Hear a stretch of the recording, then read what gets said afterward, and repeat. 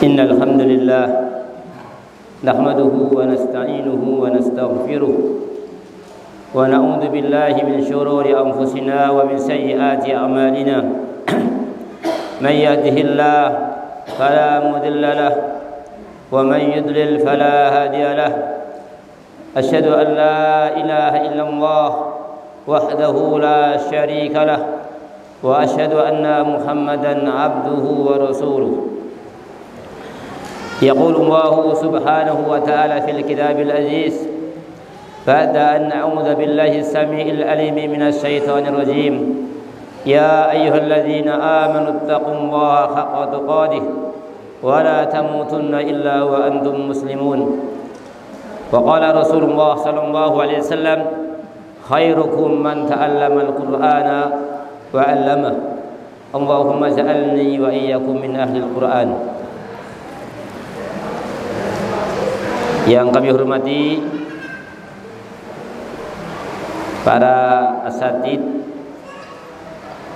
pengurus, pembina Ma'had Ibnu Katsir, semoga senantiasa mendapatkan rahmat Allah Subhanahu wa taala. Yang kami hormati tamu undangan Bapak Agus Irianto, Bapak Nofri, dan seluruh para muhsinin yang maaf kami tidak bisa menyebutkan satu persatu. Demikian juga yang kami hormati seluruh para ustadz dan ustadzah, para wali santri baik ikhwan maupun akhwat, dan anak-anak sekalian. Semoga kita semuanya mendapatkan rahmat Allah Subhanahu wa taala. Alhamdulillah, pada hari ini hari Ahad tanggal 6 Desember 2020 bertepatan dengan tanggal 23 Rabiul Awal 1442 Hijriah. Kita ditakdirkan oleh Allah Subhanahu wa taala berkumpul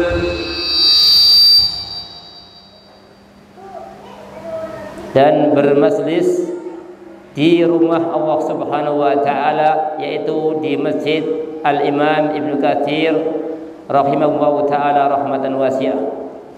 Semuanya ini karena rahmat, fadlan wa rahmah dari Allah Subhanahu wa taala, dan juga di saat-saat waktu turunnya rahmat, di waktu pagi dan juga di waktu saat hujan. Mudah-mudahan terpadunya sekian banyak kenikmatan-kenikmatan, kebaikan-kebaikan ini, yaitu adalah kemuliaan tempat rumah Allah, kemuliaan acara bermajlis Al-Quran, kemuliaan amalan untuk membangun sebuah gedung yang berkaitan dengan Al-Quran, dan juga adalah kemuliaan zaman adalah di waktu pagi, dan kemuliaan waktu juga di saat turunnya hujan ini. Semoga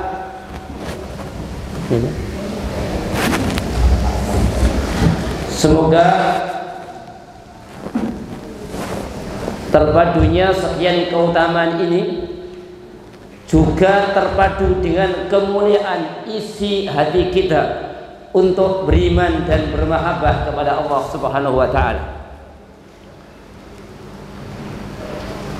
Karena kemuliaan yang sifatnya tempat, kemuliaan yang sifatnya zaman, tidak ada fungsi dan artinya apabila tidak diiringi dan tidak disertai dengan kemuliaan isi hati, yaitu mahabbatullah wa mahabbatu rasulih sallallahu alaihi wasallam.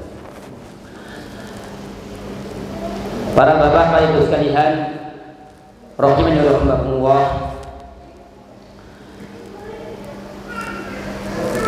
tausiah pada pagi hari ini ataupun setengah siang ini secara singkat saja. Yang pertama, kami nukilkan salah satu ucapan ulama tabi'in yang bernama adalah Sufyan Ibnu Uyainah rahmatullahi alaihi rahmatan wasi'ah. Beliau mengatakan, innakum la tablughu dzarwata hadzal amr hatta la yakunu syai'un ahabba ilaikum minallahi azza wa jalla. Faman ahabbal qur'ana faqad ahabba Allah. Ifqahu ma yuqalu lakum. Sebelum saya menerjemahkan kalimat beliau ini, saya muqaddimai bahwa Sufyan Ibnu Uyainah dan juga Sufyan Ats-Tsauri rahmatullah alaihi ini dua ulama tabi'in yang senior pada zaman itu. Dua-duanya adalah ahli hadis dan ahli fikih.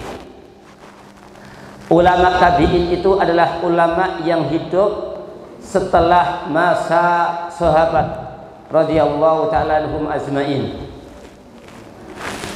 Arti ucapan beliau, sesungguhnya kalian tidak bisa menggapai sebuah puncak ketinggian dan kemuliaan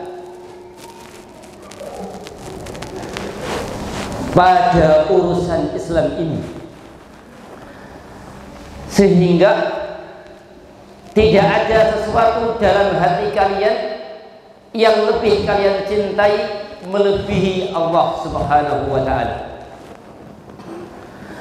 Maka barang siapa yang mencintai Al-Quran, sungguh dia telah mencintai Allah. Ifqahu ma yuqalu lakum.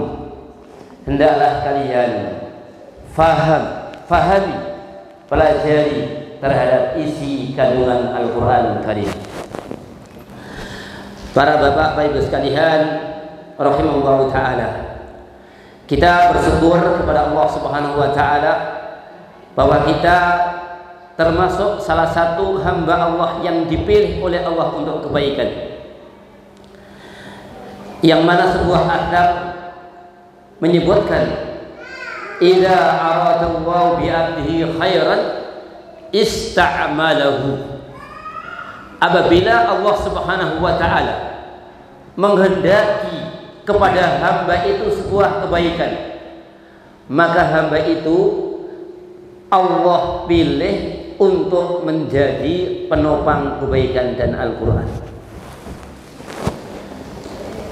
Artinya bahwa siapa saja yang Allah kehendaki kebaikan, hamba itu Allah gunakan, Allah pakai untuk menjunjung tinggi daripada Al-Quran Al-Karim.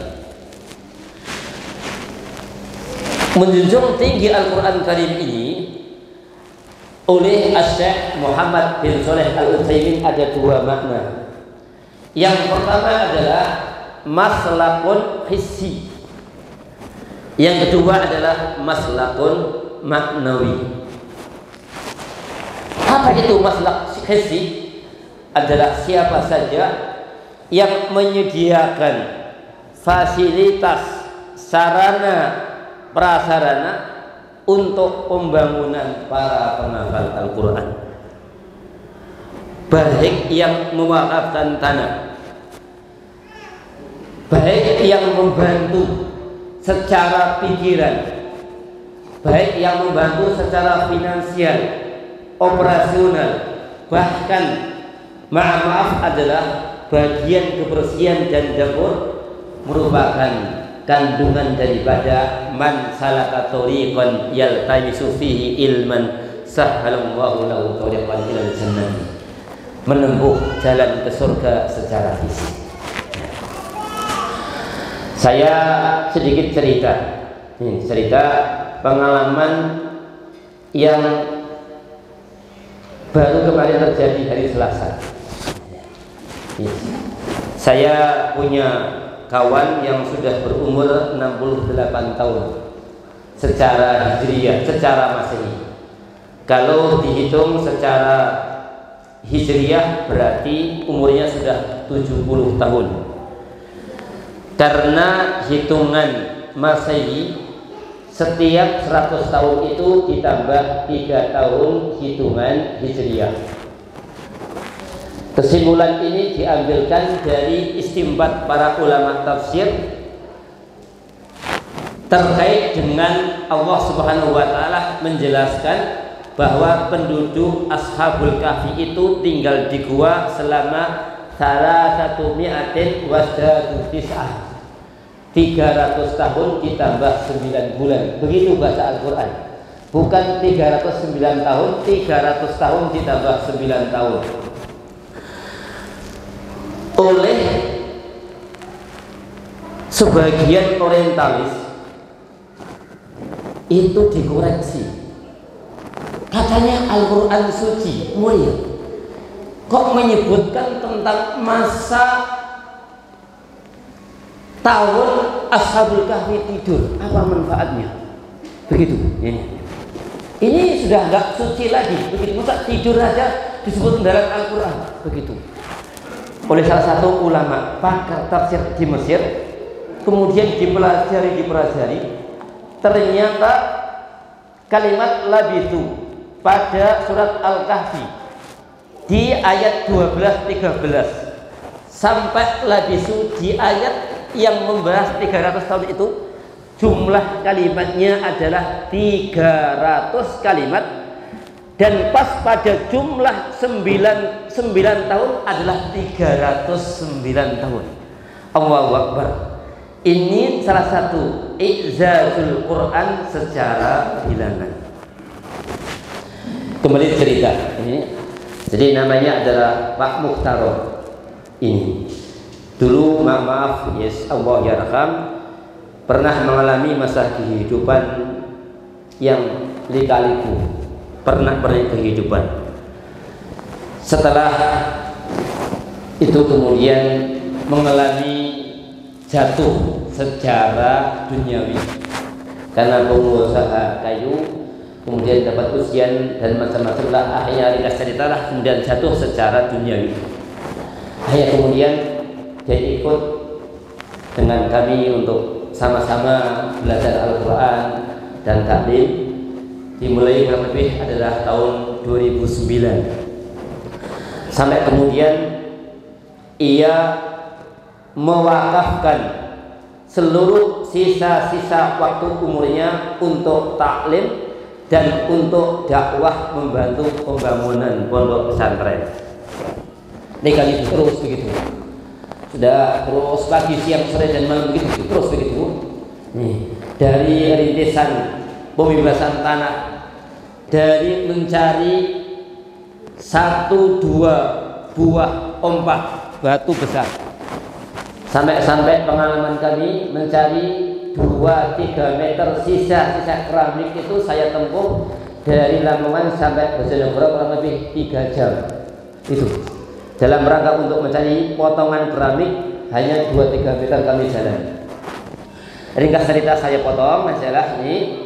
Kemarin hari Senin itu ya dia ikut taklim dengan kami. Yang sebelumnya sekitar berapa hari telah jatuh sakit. Ini hari Senin sehat. Ini sehat walafiat. Kemudian kita halaqah tafsir Quran.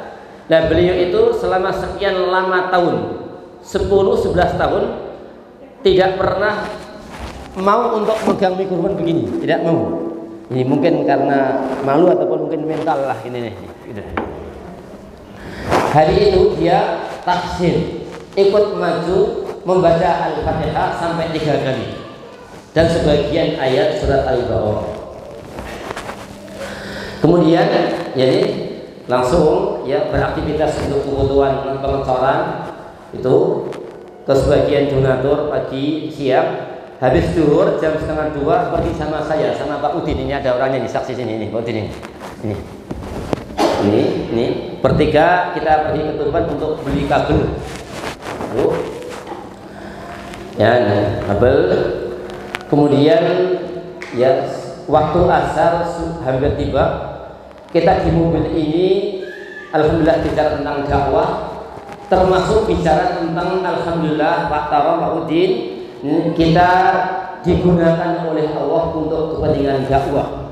Mudah-mudahan termasuk tanda daripada may yuridillahu bihi khairan man aradallahu bi abdi khair. Orang yang Allah kehendaki kebaikan Allah gunakan untuk dakwah.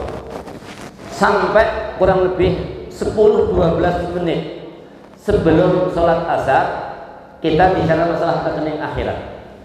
Begitu azan asar sudah masuk, kita masuk ke masjid namanya Masjid Nurul Huda di daerah Kerajinan kalau tidak salah. Ini sudah gitu, ini kita masuk masjid, kita persiapan mau berwudu. Pak Tarom ini ya, kemudian bersandar di tembok, semasa tembok gitu. Saya waktu itu adalah di sebelah kiri dia sekitar 1,5 meter sambil lihat lalu saya begitu. Kemudian saya lihat dia, cuma tidak lihat wajahnya, lihat tubuhnya itu. Kemudian nggak terasa beginilah, dengan lembut betul.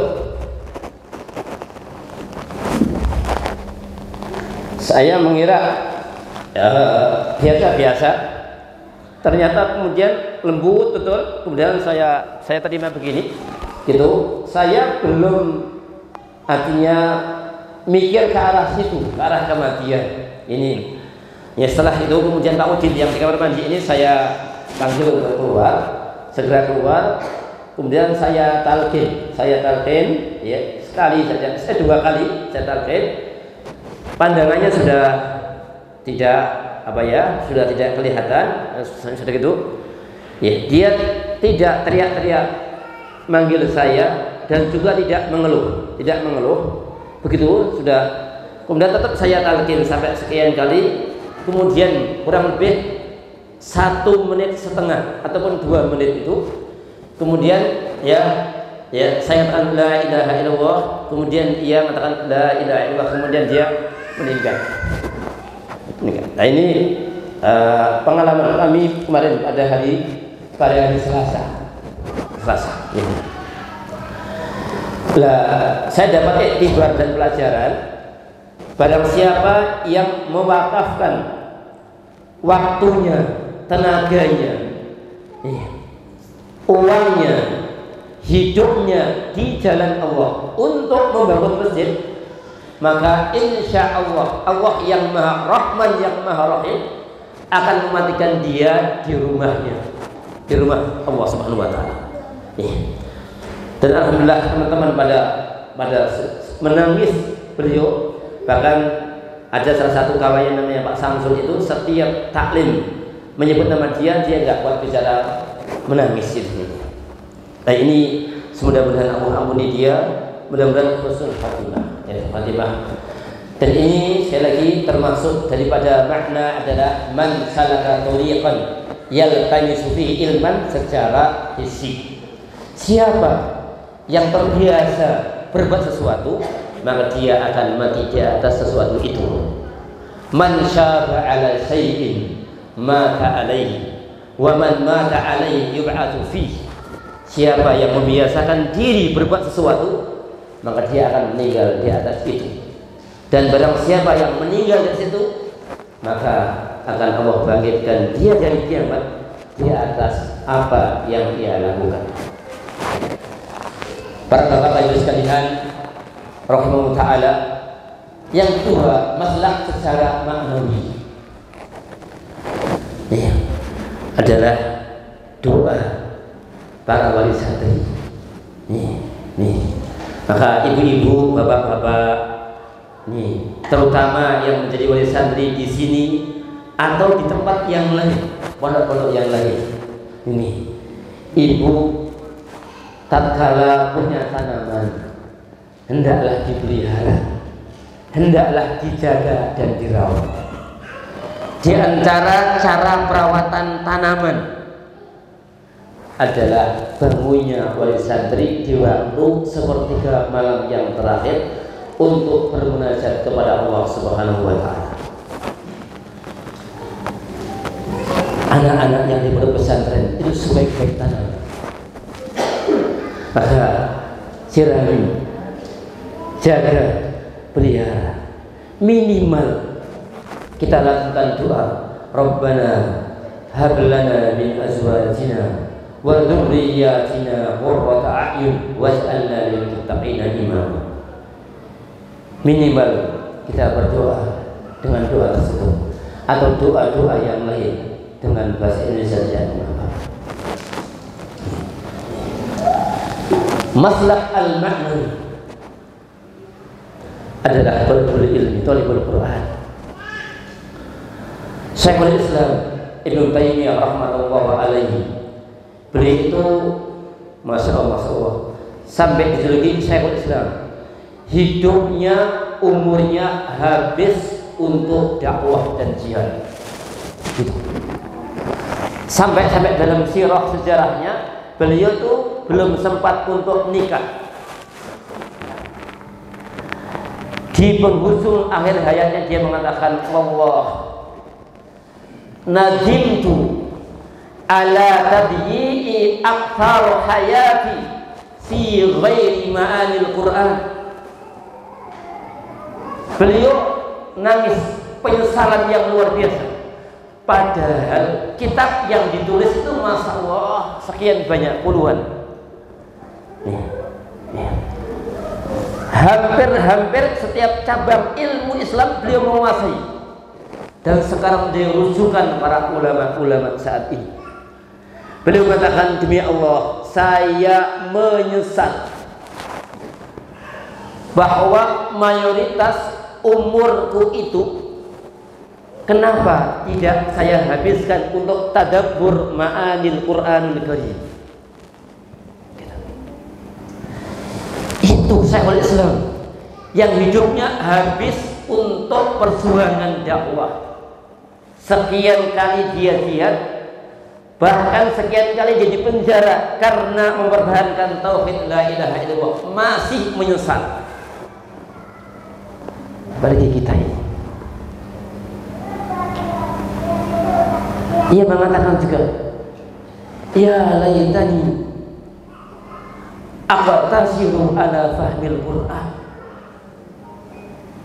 Alangkah menyesalnya saya, kenapa saya nggak fokus terhadap Al-Quranul Karim ini.